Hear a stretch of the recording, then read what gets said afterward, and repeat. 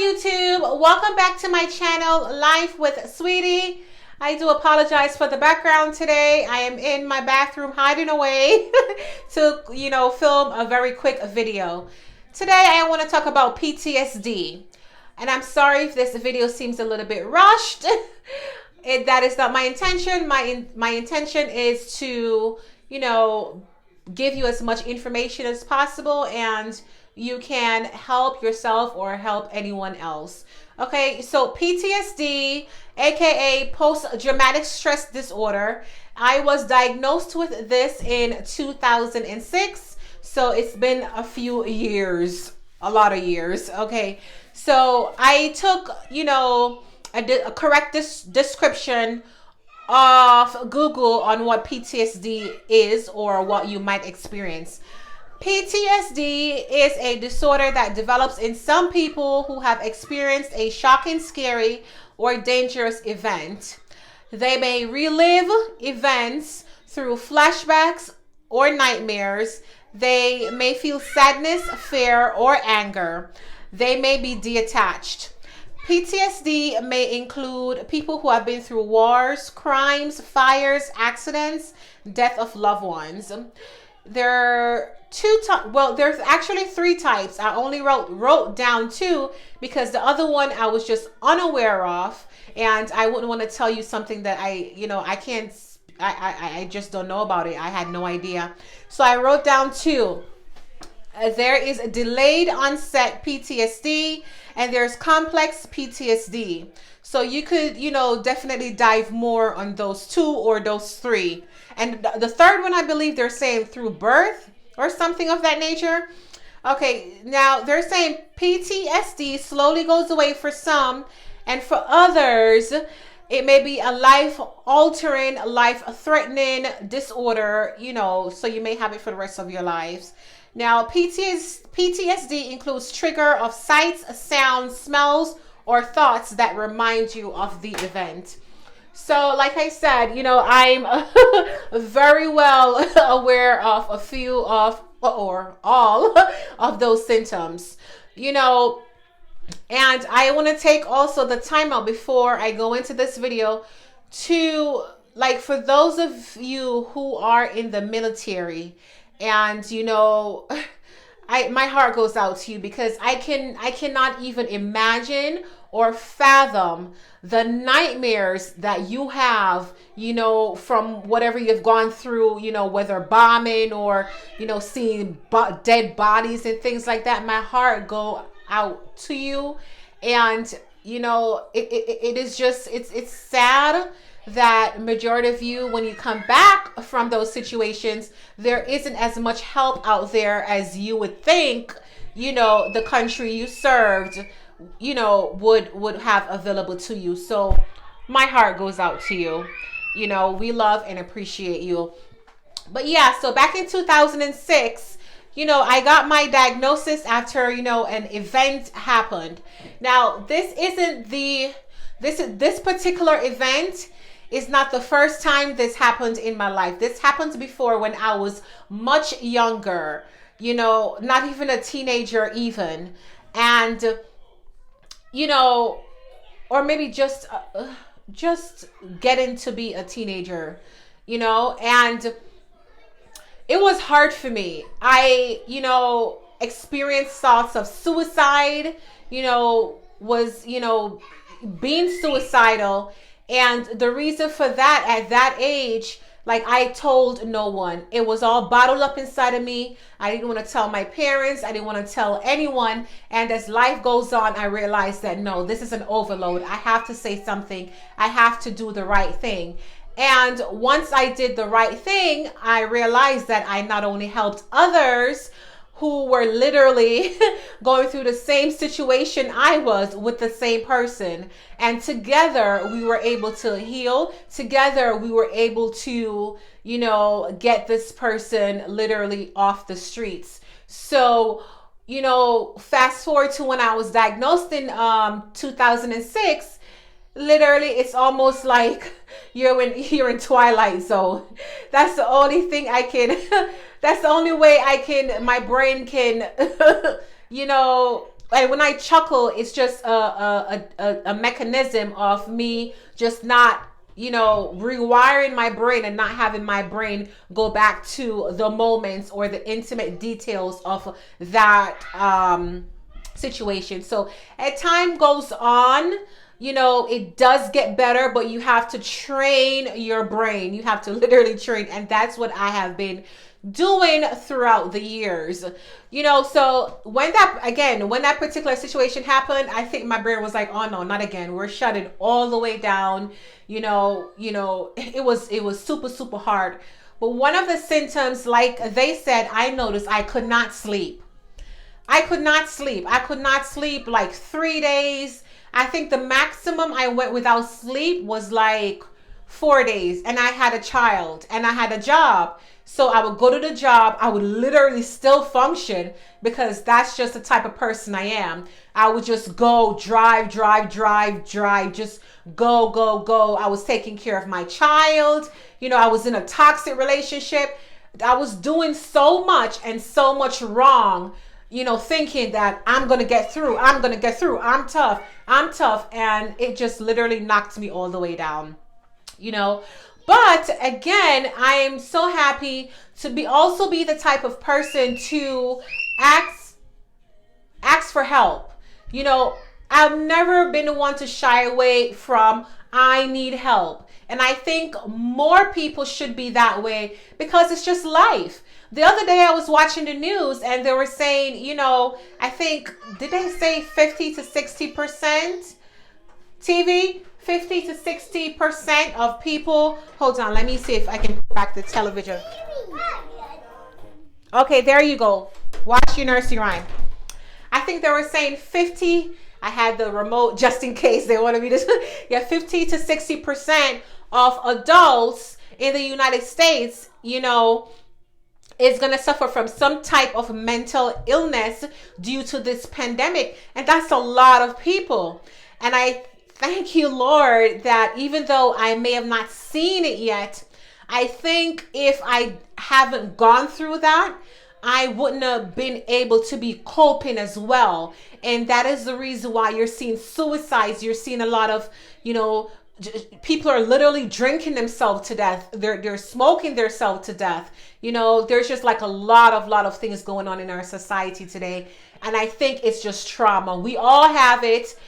Just because you was not diagnosed with PTSD doesn't mean that you don't have some form of PTSD, because trauma is a funny thing, man. That'll show up in your life. Even though you may not have the nightmares or you may not have sleeping issues, but it could be a trigger. Somebody say something about your mom and it gets you into a high rate state, or it gets you into a place of sadness, or they make fun of a certain thing and you immediately remember your childhood, or, so all those are traumas. And people process their traumas in different ways. Like for me, I immediately went to, everyone was doing it when I moved to this state. One thing I realized, like, nobody had a job. I was like the only young person. Everybody was just drinking and smoking. And I find it very troubling, But yeah, so I immediately masked my problem with smoking marijuana. I smoked marijuana for years. Even though I knew it was wrong, I was still a child of God. God was still talking to me, but I was just still getting high because I just felt like I was at a place where, it helps me. It helps me out of the sadness. It helps me sleep, it helps me not to be so frightened all the time or in a heightened state all the time. And to be honest with you, not smoking marijuana, I think it's just a thing that we use because we want to do something, right? But that was a hindrance. When you have unprocessed trauma or unprocessed anything at all, and you're doing it through outlets that is definitely not healthy, it's gonna end bad. It's not gonna. It's that is not the right way. The first step to admit. The first step to solving a problem is to admit there is a problem. If you don't think there's a problem, then how are you going to solve it? How are you going to get better? How are you going to grow? So I went through a lot of therapy, saw a lot of psychologists, psychiatrists. Some were not a good fit. Some therapists were, So if you are thinking of getting a therapist, or nowadays they have the life coach, all size is not going to fit all. Some therapists have different methods. Some have group therapy. Some will just have you sit there all day telling your business from every detail of your childhood, and then put you back in a state, that you're trying to get out of, and things of that nature. So you would just have to, don't be afraid to open up. That's what I'm saying. Open up. If this therapist or this psychiatrist or psychologist, because remember, they're all human, regardless of the degrees they have, they're all human, and humans are subjected to a mistake. Okay. So just bear that in mind. It doesn't mean for you to shut off and say, oh no, I'm going to deal with this on my own. Battery mode is low. Don't ever do that. I have to really, really make this quick then. So yeah, so a lot of that helped me through. And they obviously introduced medication for sleep and things of that nature, but I'm not saying that you should do this, but I was just never with it, because I know God, and I know that I will eventually be lifted out of the situation.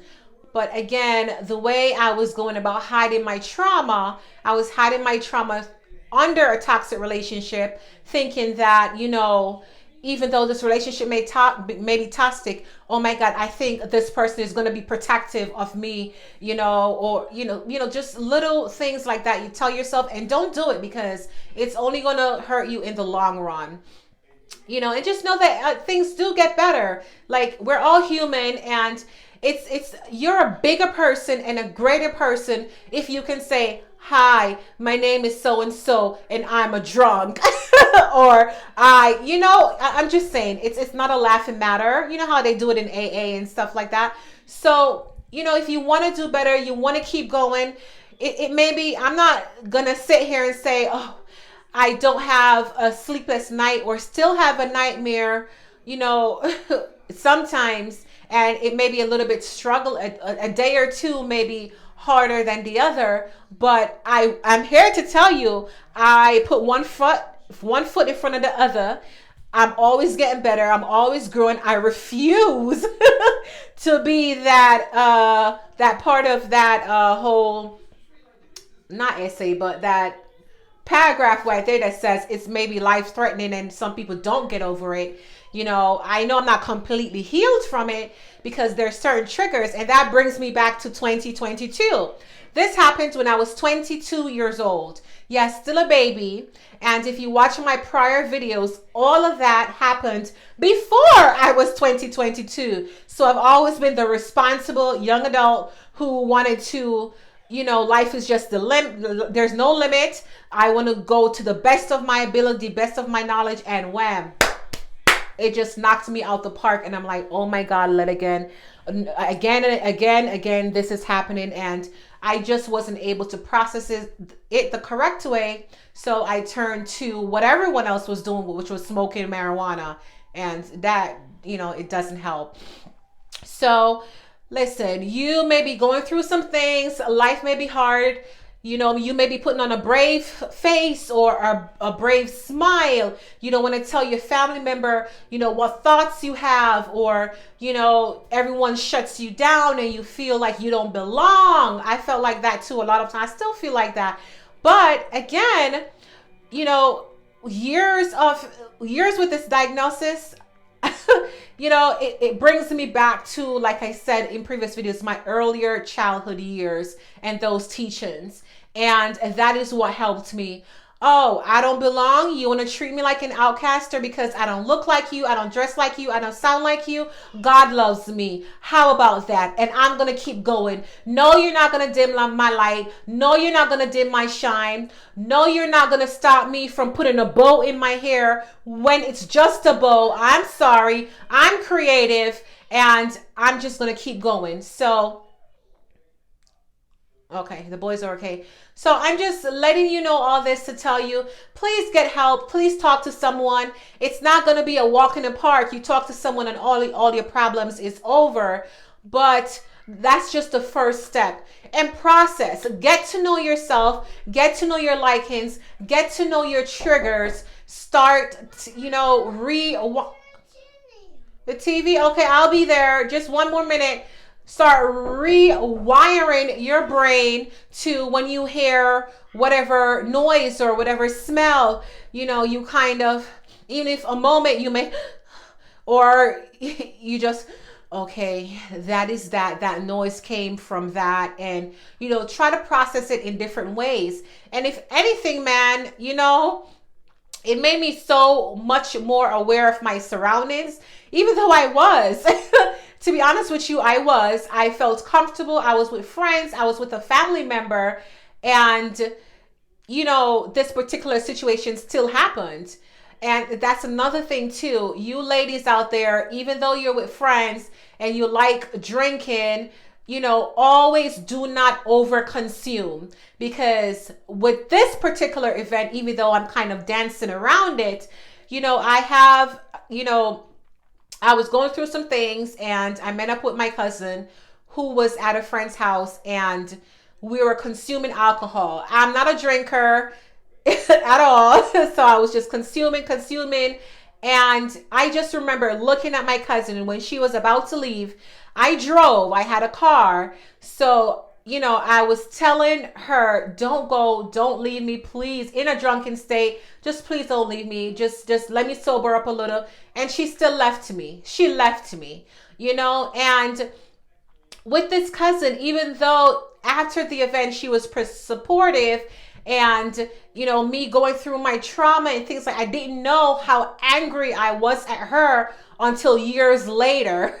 You know, sometimes you don't know how angry you're at a person until you get a chance to maybe do something back, or, you know, put them in a situation. That's how you really know where, you know, you haven't, healed. And yeah, I was angry at her for years on top of years. You know, like, why would you leave me in that state?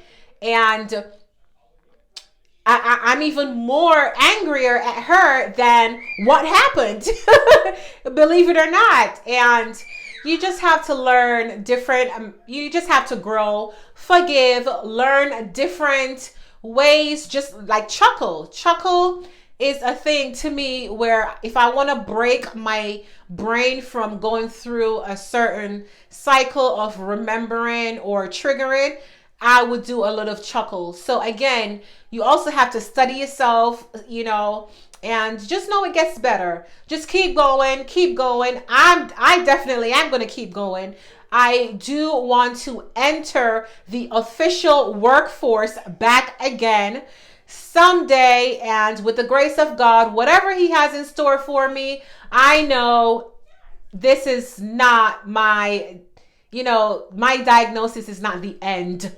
It's not the end, okay? So with that positive mindset, which I didn't always have, I just walked around just sad, and, on top of it, if you're new to a place or you're new to a certain environment, and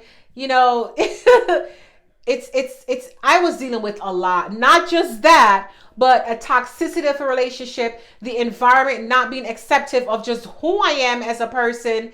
And I just felt like there was like a ton of bricks just on top of me and just weighed me down.